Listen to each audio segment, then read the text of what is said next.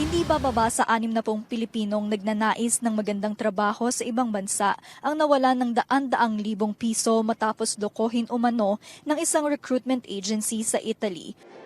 Para malaman ang katotohanan sa issue, magpapadala ang Department of Migrant Workers o DMW ng fact-finding team sa Italy. Wala raw lisensya ang recruitment agency na Alpha Assistenza pero nag-aalok ito ng trabaho sa mga hotel at restaurant.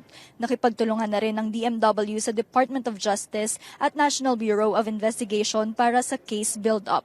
So kumakalap na po kami ng mga ebidensya at nakapag-interview na tayo ng mga OFWs. No? Meron na po tayong mahigit 18 OFWs na tinulungan at nakikipag-ugnayan po tayo sa iba't ibang ahensya.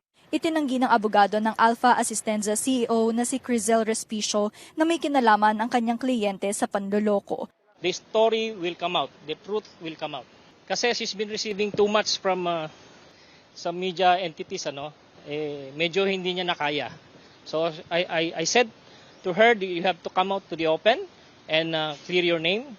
Ayon sa DMW, tumaas ang bilang ng ipinapadalang mga overseas Filipino workers o OFW sa ibang bansa.